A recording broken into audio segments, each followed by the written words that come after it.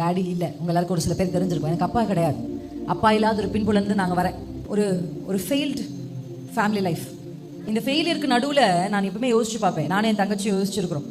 முதல்ல எங்கள் அப்பா எங்களை வீட்டை விட்டு வெளியேறும்போது நமக்கு எல்லாமே யார் செய்வா, எப்படி என்ன நடக்கும், நம்ம வாழ்க்கையில் எப்படி எல்லாமே நடக்கும், இப்படி இல்லைன்னா யார் நம்மளை திருமணம் செஞ்சுக்குவா, ஒரு வயசு வரும்போது நான் யோசிக்கிறேன் யார் செய்வா.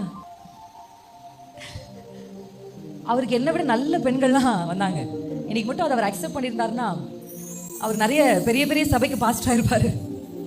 ஆனால் இன்னைக்கு நான் கண்ணீரோட கர்த்தருக்கு முன்னாடி உங்களுக்கு சாட்சி சொல்றேன், தேவ சித்தத்திற்காக மாத்திரமே என்னை அவர் திருமணம் செய்து கொண்டார். ஆனால் இன்னைக்கு எங்களை பார்க்குற எல்லாருமே சொல்றாங்க உங்களை மாதிரி வாழணும்னு. என்கிட்ட சொல்லுவாங்க, உங்க மருமக மாதிரி ஒரு மருமக வேணும்ட்டு அம்மா எங்க அத்தை கிட்ட சொல்லுவாங்க. உங்க பிள்ளை மாதிரி ஒரு பிள்ளை எங்க மகளுக்கு கிடைக்கணும்னு சொல்லுவாங்க. மாத்தி மாத்தி சொல்லுவாங்க எங்களை குறிச்சு. பின்புலன்களை அல்ல, தேவ சித்தத்தை. திருமணம் ஆகும்போது யார் இந்த பிள்ளை எந்த ஊரு ஒண்ணுமே தெரியல, அட்ரஸே இல்லையே இந்த பிள்ளை அப்படின்னு யோசிச்சிருக்கலாம். இவர் கூட இருந்தவங்க எல்லாம் ஊழியத்தில் இருந்தவங்க. ஒரு நாள் வறுமையா தேவ சித்தத்திற்கு கீழ்ப்படிந்தவர்கள் ஒரு நாள் அவங்க முகங்கள் வெட்கப்பட்டு போகாது. எதையும் பார்க்காமல் இயேசுவை மாத்திரம் பார்த்து தேவ சித்தை செய்தவர்களுடைய குடும்பத்தை, தம்பதிகளை, வாழ்க்கையை கர்த்தர் நிச்சயம் தூக்கி பிடிச்சு காண்பிப்பார். அப்பா இல்லாத பிள்ளை எப்படி கல்யாணம் பண்றது, என்ன செய்வாங்க, அப்படியெல்லாம் ஒன்றும் இவரும் யோசிக்கல, இவர்கள் பெற்றோரும் யோசிக்கல. இன்றைக்கு கர்த்தர் எங்களை குடும்பமாய் நிறுத்தி இருக்கிறார் என்றால் நானும் சரி, என் வாழ்க்கையிலும் எனக்கு அலைன்ஸ் எல்லாம் வரும். ஆனால் I waited for God's will. இன்னைக்கு நான் வாலிப பிள்ளைகளுக்கு மட்டும் சொல்ல, குடும்ப தலைவர்களுக்கும் குடும்ப தலைவிக்கும் சொல்றேன், தயவு செஞ்சு தேவ சித்தத்திற்கு உங்கள் பிள்ளைகளை அர்ப்பணித்து, சின்ன முடிவானாலும் சரி பெரிய முடிவானாலும் லீவ் யுவர் வில், விட்டுருங்க உங்க சித்தத்தை, தேவ சித்தத்தை.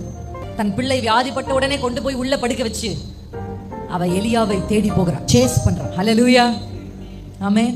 பெண்களே, எல்லாவற்றையும் பிள்ளை அப்படி ஆன உடனே அந்த அம்மா ஐயோ என் பிள்ளைக்கு இப்படி ஆயிடுச்சே கத்தி கத்தி கத்தி அழுத மாதிரி எங்கேயும் பார்க்கல.